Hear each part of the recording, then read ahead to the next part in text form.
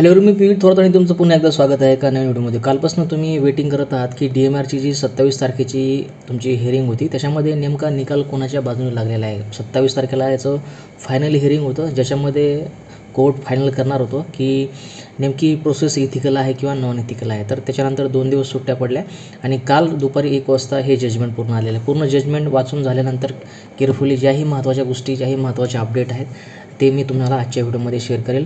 तुमची ही जी पूर्ण प्रोसेस होती, पहिली मेरिट लिस्ट जी होती तुमची प्रोव्हिजनल मेरिट लिस्ट डॉक्युमेंट व्हेरिफिकेशनची, तर ती लागली होती. पण ॲप्लिकंटच्या वकिलांनी किंवा ॲप्लिकेंट करणाऱ्या विद्यार्थ्यांनी असं कोर्टासमोर बाजू मांडली होती की पुढची जी सेकंड तुमची मेरिट लिस्ट असणार आहे तर ती सध्या होल्डिंगवरती ठेव. त्या कारणाने आतापर्यंत DMRची जी ही तुमची भरती होती, रिक्रुटमेंट प्रोसेस होती, ती टिल आजच्या डेटपर्यंत तुमची स्टॉप झालेली होती. आता इथून पुढे महत्त्वाची काय अपडेट असणार आहे, नेमकं 27 तारखेला जजमेंट कोणाच्या बाजूने लागलेलं आहे, कोण थोडक्यामध्ये केस जिंकलेला आहे, तर ती सगळी महत्त्वाची अपडेट्स असणार आहे. तर आजच्या व्हिडिओ मी तुमच्याशी शेअर करेल. तर व्हिडिओ खूप महत्त्वाचा होणार त्या लोकांसाठी ज्या लोकांनी एक्झाम दिलेली आहे, ज्यांना रिमार्क आलेले, ज्यांचं नाव डॉक्युमेंट व्हेरिफिकेशनसाठी आहे. तर पुढची नेमकी प्रोसेस आता याच्यानंतर काय असणार आहे, सगळ्या महत्त्वाच्या गोष्टी तुमच्याशी आजच्या व्हिडिओमध्ये शेअर करेल. त्याच्यामुळे व्हिडिओ खूप महत्त्वाचा होणार, व्हिडिओ शेवटपर्यंत नक्की बघा. तर आता तुम्ही हे PDF बघू शकता. पूर्ण जवळपास 27 ते 28 पेजेसचं हे पूर्ण PDF आहे. जवळपास 27 ते 28 पेजचा हे पूर्ण PDF आहे. फक्त महत्त्वाचे की पॉईंट्स आणि आपल्याला जेही महत्त्वाचे पॉईंट ज्याच्यामध्ये आपल्यासाठी ठरणार आहे तेवढेच फक्त मी तुमच्याशी डिस्कस करा. आता वर तुम्ही बघू शकता हे ॲप्लिकेशन ID आहे आणि जे ॲप्लिकंट तुम्ही वर बघू शकता हे तुम्हाला विद्यार्थी किंवा ज्याला आपल्या ॲप्लिकेट म्हणतो ते बघत असतील. त्याच्यामध्ये बलभीम मोराळे, रामेश्वर मोराळे, सतीश ठोंबरे, अनिल जांभळाडे हे ॲप्लिकंट आहेत ज्यांनी मॅट औरंगाबाद येथे जे मॅटमध्ये केस दाखल केली होती नॉर्मलायझेशनच्या प्रोसेसबद्दल. ॲक्च्युली स्टाफ नर्सचे डिपार्टमेंटचे विद्यार्थी आहेत. जे नॉर्मलायझेशन तुमचं झालं होतं त्याच्या विरोधामध्ये किंवा त्याच्या संदर्भामध्ये यांनी औरंगाबाद मॅटमध्ये केस टाकलेली होती. हे जे आहेत मिस्टर ठोंबरे हे वकील आहेत ॲप्लिकंट करणाऱ्यांचे विद्यार्थ्यांचे, आणि MS महाजन हे DMRची बाजू लढत होते, गव्हर्नमेंटचे वकील होते. इथपर्यंत क्लिअर झालं. ही 27 तारखेचं व्हेरिडिक्ट आहे, पूर्ण जजमेंट आहे कोर्टाचं. नेमकं काय याच्यामध्ये सांगितलं आहे तर ते आपण इथं थोडक्यात बघूयात. आता इथं काही महत्त्वाची फॅक्ट आहे बघा. Few fact which are relevant to be stated before the advertising to the objection as a rear raised by the applicant. आता ॲप्लिकेशन करणाऱ्या विद्यार्थ्यांनी काय महत्त्वाची त्यांची बाजू होती, तर कशाबद्दल त्यांनी ॲप्लिकेशन केलं होतं ते पॉईंट इथं काही महत्त्वाचे मांडलेले आहेत. आणि त्याच्यावरून असं क्लिअर होतं आहे की जेव्हा ॲड आली होती तेव्हा कुठल्याही ब्राउचरमध्ये नॉर्मलायझेशनची प्रोसेसबद्दल त्यांनी आयडिया दिलेली नव्हती. ऑफिशियल साईटवरती कुठेही त्यांनी तसं गोष्टी मेन्शन केलेल्या नव्हत्या. त्याच्यानंतर या प्रोसेसमुळे काही विद्यार्थ्यांचे मार्क कमी झालेले आहेत, याच्यामुळे काही विद्यार्थ्यांचा स्कोर कमी झालेला आहे. त्यामुळे पूर्ण स्कोरवरती विद्यार्थ्यांच्या रिझल्टवरती याचा इम्पॅक्ट पडलेला आहे. तर अशा महत्त्वाच्या काही पॉईंट्स याच्यामध्ये होते जे की विद्यार्थ्यांनी केस टाकत असताना टाकलेले होते. इथपर्यंत हे महत्त्वाचे पॉईंट होते. त्याच्यानंतर खाली बघा, त्याच्यामध्ये काही आतापर्यंत जे व्हेरिडिक्ट झाले होते तर त्याचा इथं रेफरन्स त्या विद्यार्थ्यांनी इथं दिलेला होता. त्याच्यानंतर खाली बघा, learn council submitted that the recruitment process has to be carried out strictly accordance with the rules or norms, and these norms required to be made known to the candidates participate in the selection process. तर ॲप्लिकेशनच्या वकिलांचं किंवा applicant करणाऱ्या विद्यार्थ्यांचं असं म्हणणं होतं की जेव्हा एखादी रिक्रुटमेंट प्रोसेस राबवली जाते तेव्हा त्या रिक्रुटमेंट प्रोसेसचे जे रूल्स रेग्युलेशन्स असतात तर त्याच्याबद्दल विद्यार्थ्यांना ऑलरेडी ह्या गोष्टी माहिती असणं खूप गरजेचं आहे. त्याच्यानंतर पुढे बघा, the learned counsel further submitted that the once recruitment process is set in a motion until and unless it is completed in accordance with the rules and procedure laid down, therefore no method can be introduced in इंटिग्रम. तर त्यांचं असं म्हणणं आहे की जेव्हा एखादी भरती राबवली जाते तेव्हा जेव्हा त्याचे जर रूल्स रेग्युलेशन सेट केले असतील तर त्याच्यानंतर इंटरमिडिएटमध्ये कुठल्याही प्रकारचं नवीन रूल्स रेग्युलेशन त्याच्यामध्ये टाकले जाऊ नये. जसं पहिल्यांदा या गोष्टी सेट केलेल्या होत्या किंवा जेव्हा ॲडव्हर्टाइजमेंट पब्लिश होते त्याच रूल्स रेग्युलेशनप्रमाणे शेवटपर्यंत ही भरती झालेली पाहिजे. त्याच्यामध्ये आतमध्ये कुठल्याही नवीन गोष्टीचं इंटरफेरन्स झालेला नाही पाहिजे, असं इथपर्यंत त्यांचं असं म्हणणं होतं. त्याच्यानंतर पुढं बघा, the learned council submitted that the advertisement dated May 2023 nothing has been mentioned about the adaptation of the normalization method for the grand mark. आता ॲप्लिकेशनचे जे वकील आहेत ठोंबरे यांचं असं म्हणणं आहे की 10/5/2023 जे इन्फॉर्मेशन बुलेटिन आलं होतं किंवा जी माहिती वेबसाईटवरती दिली होती तर त्याच्यामध्ये नॉर्मलायझेशनबद्दल कुठलीही इन्फॉर्मेशन त्याच्यामध्ये मेन्शन केलेली नव्हती, असं त्यांचं म्हणणं होतं. The learned counsel further submitted that in information brochure published by the DMR in respect of the recruitment of the nursing, technical and non-technical posts by competitive online examination 2020 rules and voucher for the new recruitment are included. त्याच्यामध्ये त्यांनी ते ब्राउचरसुद्धा mention केलं, ज्याच्यामध्ये त्यांचं असं म्हणणं होतं की जे 10/5/2023ला इन्फॉर्मेशन आली होती साईटवरती, त्याच्यामध्ये कुठल्याही नॉर्मलायझेशन प्रोसेसचा किंवा नॉर्मलायझेशन मेथडचा उल्लेख केलेला नव्हता. अशा गोष्टी महत्त्वाच्या, जेही विद्यार्थ्याचे वकील आहेत, जे ॲप्लिकेशन आहेत, तर त्यांच्याकडून ह्या गोष्टी मांडण्यात आलेल्या होत्या. त्याच्यानंतर खाली बघा, खाली जे वकील आहेत मिस्टर MS महाजन, तर त्यांनी याच्या संदर्भामध्ये हे मुद्दे खोडून काढण्यासाठी काही महत्त्वाचे खाली मुद्दे मांडलेले आहेत, तर ते खाली बघूयात. आता इथं बघा, in the present matter it is disputed that 48,000 candidates appear for the online test for the post of the nursing staff, whereas 26,000 candidates appeared for the post of the pharmacist. It is further undisputed that online test was conducted in a 6 different shift session. There is further no dispute that the question paper for each shift session was different according to the respondent. In appropriate circumstances it became necessary for the respondent to adopt the normalization method.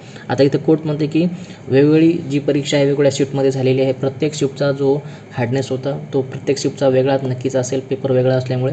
त्याच्यामुळे याच्यामध्ये normalisation करणं खूप गरजेचं आहे. याच्यामध्ये कोर्टाने बाकीचे काही महत्त्वाचे व्हेरिडिक्ट त्याच्यामध्ये मांडलेले होते.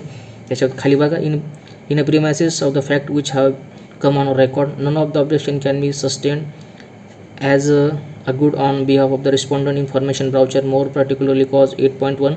आता याच्यामध्ये काही महत्त्वाचे कॉज दिले होते इन्फॉर्मेशन बुलेटिनमध्ये, त्याचा उल्लेख इथं कोर्टाने किंवा जे MS महाजन आहेत त्यांनी करून दाखवलं आणि त्यांनी असं सांगितलं की ऑलरेडी त्याच्यामध्ये काही महत्त्वाचे क्लॉज दिले होते आणि त्याच्यामध्ये सांगितलं होतं की नॉर्मलायझेशन प्रोसेस ही राबवली जाईल. आणि खाली पुन्हा अशी माहिती सांगितलेली आहे की जे महत्त्वाचे GR पब्लिश वेळोवेळी साईटवरती केले जात होते, तर त्याच्यामध्ये असं सुद्धा मेन्शन केलं होतं की विद्यार्थ्यांनी वेळोवेळी DMRची साईट व्हिजिट करणे गरजेचं आहे. एक्झामच्या डेटपर्यंत, एक्झामच्या रिझल्टपर्यंत विद्यार्थ्यांनी वेळोवेळी वेबसाईटवर जाऊन ज्याही महत्त्वाचे अपडेट येत असतात तर त्या पाहणं खूप गरजेचं आहे, अशी ओळ त्याच्यामध्ये मेन्शन केली होती एका क्लॉजमध्ये.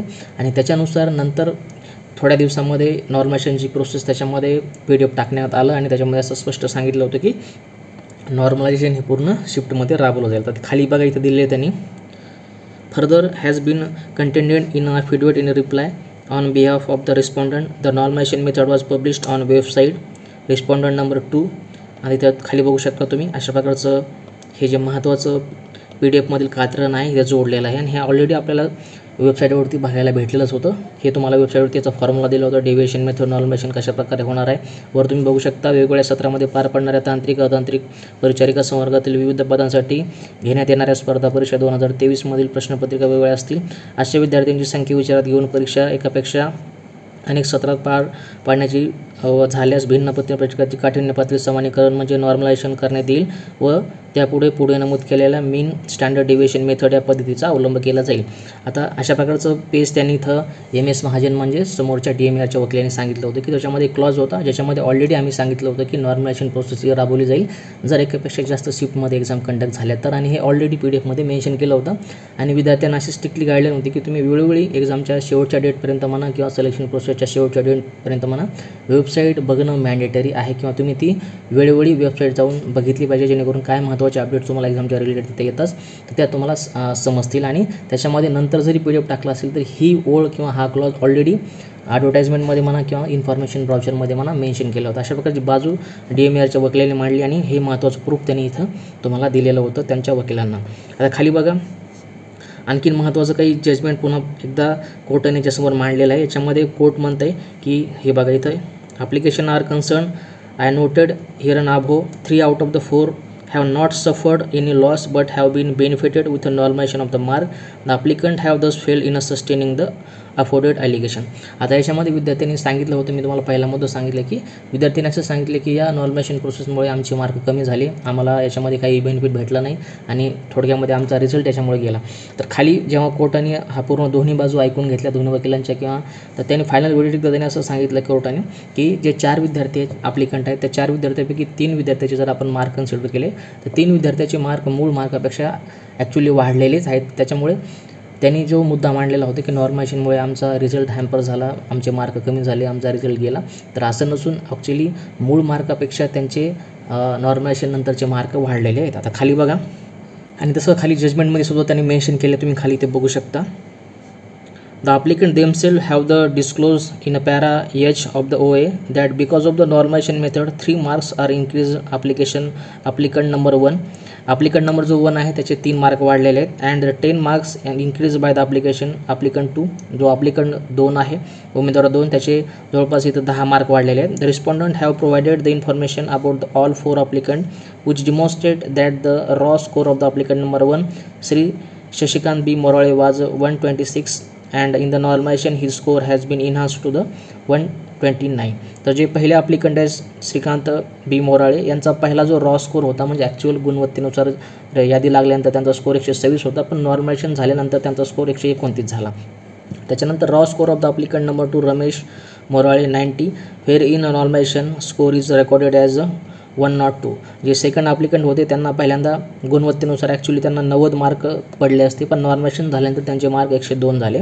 नेक्स्ट बघा the raw score of the applicant number 3 Siraj Satish Thombare 98 whereas is normalisation score is 92. 3 नंबरचा जो ॲप्लिकंट आहे the raw score of the applicant number 3 Siraj Satish Thombare is 98 whereas normalisation score is 92 and the raw score of the applicant number 4 Samyak Anil Jamdade is 120 and the normalisation score is 121. आता ह्या फक्त 4 पैकी एकाच विद्यार्थ्यांचे mark नॉर्मलायझेशननंतर कमी झालेत आणि 3 विद्यार्थ्यांचे मार्क वाढले. तर कोर्टाचं असं नाही की ऑलरेडी तुम्ही सांगितल्याप्रमाणे तुम्ही म्हणता की याच्यामध्ये आमचा स्कोर कमी झाला, आमचा लॉस झाला, पण एकूण जर आपण पूर्ण मीन बघितला तर 4 विद्यार्थ्यांनी ॲप्लिकेशन जे केलं होतं त्याच्यापैकी ऑलरेडी तिघांचे मार्क पहिल्या मार्कपेक्षा वाढलेलेच आहेत. तर याच्यावरून असं स्पष्ट होतं की याच्यामध्ये तुमचा लॉस झालेला नसून नॉर्मलायझेशनमध्ये तुमचा फायदाच झालेला आहे, असं कोर्टाचं स्पष्ट खाली याच्यामध्ये या पूर्ण पॅराग्राफमध्ये व्हेरिएट होतं. आणि तसं जजमेंटमध्ये सुद्धा त्यांनी प्रत्येकाचे रॉ मार्क आणि नॉर्मलायझेशन झाल्यानंतरचे मार्क स्पष्ट करून अगदी स्पष्टपणे याच्यामध्ये त्याचा निवाडा केलेला होता. आता बाकी याच्यामध्ये बाकी कोर्टाने मग बाकीच्या जे आतापर्यंत जे व्हेरिएट होते त्याचा रेफरन्स घेतला, ज्याच्यामध्ये इथं आंध्र प्रदेशची महत्त्वाची केस होती त्याचा इथं त्याने रेफरन्स घेतलेला आहे. त्याच्यानंतर SSCमध्ये नेहमी नॉर्मलायझेशन प्रोसेस राबवली जाते त्याचा रेफरन्स घेतलेला आहे. आणि बाकी खाली फायनल जेव्हा तुम्ही बघता तर फायनलमध्ये आता शेवटचा पॅरा आपल्यासाठी खूप महत्त्वाचा आहे. आतापर्यंत अशा प्रकारची हिस्ट्री होती, अशा प्रकारचे ॲलिगेशन्स रिस्पॉन्डंटच्या वकिलांनी लावले होते आणि उत्तर देत असताना तुमच्या DMARच्या जो वकील आहेत मिस्टर महाजी त्यांनी अशा प्रकारचे उत्तर दिले, अशा प्रकारचा गोष्टी मेन्शन केल्या की ऑलरेडी ह्या गोष्टी वेळोवेळी वेबसाईटवरती आम्ही मेन्शन करत होतो, विद्यार्थ्यांना तसं माहिती होतं आणि तसं सांगितलंसुद्धा होतं की वेळोवेळी वेबसाईट जाऊन चेक करायची आहे आणि नॉर्मलायझेशन ऑलरेडी वेबसाईटवरती थोड्या दिवसापूर्वी आम्ही पब्लिश केलेलं होतं. इथपर्यंत क्लिअर झालं. आता शेवटच्या पॅराग्राफमध्ये बघा after the having the disclose of the OA in a merit it may be unjust and improve to allow the recruitment process to be delayed further and more particularly when the normalization method is held to be valid and not against the interest of the candidates. तुम्ही स्पष्ट बघू शकता normalization method is held to be valid, म्हणजे normalization method ही valid आहे आणि कोर्टाने असे सांगितलं की नॉर्मलायझेशन मेथड ही व्हॅलिड असताना आता इथून पुढचा जो रिझल्ट आहे किंवा जे होल्डिंगवरती बाकीच्या डॉक्युमेंट व्हेरिफिकेशन ठेवलेलं आहे तर ते थोडं लांबवणं किंवा त्याला थोडासा पूर्णविराम देणं म्हणतील किंवा ही प्रोसेस एकंदरीत पूर्णपणे लांबवणं हे चुकीचं ठरेल, कारण normalization method is a valid, normalization method valid आहे आणि इथून पुढं जर जे बाकीच्या गोष्टी येतात त्या थोड्या वेळ थांबवणं हे चुकीचं ठरेल. आता पुढं बघा it reiterate that the applicant have failed in establishing that the equalisation method in any way found to be against the interest of the candidates or has cause loss of the candidates. आता याच्यामध्ये यावेळीचा असा अर्थ होतो की ज्याचं असं स्पष्ट म्हणणं आहे की विद्यार्थी जे आहेत ते असमर्थ ते ठरलेले आहेत की नॉर्मलायझेशन ही चुकीची पद्धत आहे किंवा अनएथिकल आहे हे सांगण्यामध्ये, कारण ऑलरेडी 4 विद्यार्थ्यांनी जी केस दाखल केली होती त्या 4 पैकी 3 विद्यार्थ्याला नॉर्मलायझेशनचा फायदाच झालेला आहे. त्याच्यामुळं नॉर्मलायझेशनमुळे रिझल्ट गेला किंवा मार्क कमी झाले हे कुठेही त्यांना अगदी स्पष्ट करता आलं नाही. त्याच्यानंतर as have noted earlier 3 applicant out of the 4 who have filled the present application are benefited because of the adoption of the normalization method. असं तर सांगितलं तेच मी तुम्हाला की 4 पैकी 3 तर याचा बेनिफिटच झालेला आहे नॉर्मलायझेशन मेथडचा. In circumstances at the instance of the applicants the further process can not be arrested at any more the request there who stand be rejected. आता या अशा प्रकारच्या गोष्टीमुळे किंवा नॉर्मलायझेशन इथिकल असून सुद्धा आता बाकीच्या गोष्टी थोड्याशा वेळ लांबवता येणार नाही आणि त्याच्यामुळे the request there who stand be rejected त्याच्यामुळे ही केस जी आहे ती कॅन्सल करण्यात येत आहे. आणि अशा प्रकारचं फायनल जजमेंट देत असताना वकिलांनी किंवा जजने सांगितलं की नॉर्मलायझेशन ही इथिकल प्रोसेस आहे, इथून पुढची जी आता पुढची प्रोसेस असणार तुमची ही कंटिन्यू केली जावी, कुठल्याही प्रकारे भरती आता थांबवली जाणार नाही. आणि अशा प्रकारचं जे केस किंवा व्हेरिडिक्ट होता तर हा डेफिनेटली DMRच्या बाजूने लागलेला आहे आणि DMRच्या बाजूने लागत असताना नॉर्मलायझेशन ही इथिकल प्रोसेस आहे. आतापर्यंत त्यासाठी 2-3 मागच्या जजमेंटचा त्यांनी रेफरन्स घेतला. आतापर्यंत SSC ज्याही एक्झाम किंवा TCS कंडक्ट करत असतं त्याचासुद्धा त्यांनी रेफरन्स घेतलेला होता. आणि आणखीन एक महत्त्वाची गोष्ट, MS महाजन जे DMRचे वकील होते त्यांनी 2022च्या GRचा सुद्धा त्याच्यामध्ये उल्लेख केला होता. सामान्य प्रशासनाचा हा GR आहे. त्याच्यात उल्लेख करत असताना त्याने सांगितलं की आम्ही या GRचा रेफरन्स घेऊन बाकीची ॲडव्हर्टाइजमेंट पब्लिश केली किंवा नॉर्मलायझेशन जी प्रोसेस एकंदरीत आम्ही राबवली होती, तर या GRचा रेफरन्स घेऊन आम्ही ती नॉर्मलायझेशनची प्रोसेस राबवली आणि ऑलरेडी या GRचा उल्लेख आम्ही रिस्पेक्टिव्ह क्लॉजमध्ये केलेला होता की अशा प्रकारचं GR आहे आणि त्यानुसार आम्ही नॉर्मलायझेशन प्रोसेस ही राबवली जाणार आहे. तर महत्त्वाचे 2 क्लॉज त्यामध्ये मांडण्यात आले की वेळोवेळी विद्यार्थ्यांना आम्ही सांगितलं होतं की वेबसाईट जाऊन बघावी आणि त्याच्यानंतर तिथं जरी गोष्टी आम्ही टाकल्या थोड्या डिले तरी आम्ही त्यांना सांगितलं होतं की तुम्ही शेवटच्या डेपर्यंत वेबसाईट बघणं गरजेचं आहे आणि त्याच्यानंतर नॉर्मलायझेशन त्याच्यावर आलं होतं, त्याचा फॉर्म्युला तिथे टाकण्यात आला होता. तर अशा प्रकारची क्लिअर बाजू मांडत असताना बाकीच्या जे ॲप्लिकेंटचे वकील आहेत ते त्यांची बाजू पूर्णपणे स्पष्टपणे मांडू शकले नाही आणि ऑलरेडी सगळ्यात महत्त्वाचा पॉईंट असा होता की 4 विद्यार्थ्यांनी जी केस टाकली होती त्याच्यापैकी 3 विद्यार्थ्यांना नॉर्मलायझेशनचा फायदाच झाला होता.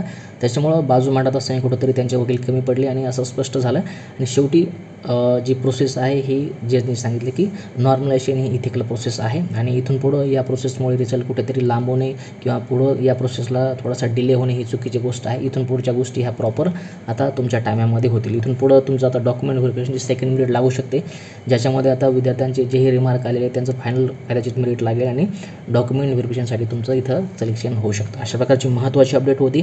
काल थोडासा वेळ याच्यासाठी लागला कारण ह्या गोष्टी थोड्याशा जजमेंटमधल्या थोड्याशा शब्दावर किचकट असतात, त्याच्यामुळे थोडं प्रॉपरली वाचून तुम्हाला आज महत्त्वाची अपडेट मी दिलेली आहे. कारण तुमच्यापैकी बरेच जण मला याच्याविषयी विचारत होते, पण ही कोर्टाची लँग्वेज थोडीशी हार्ड असते.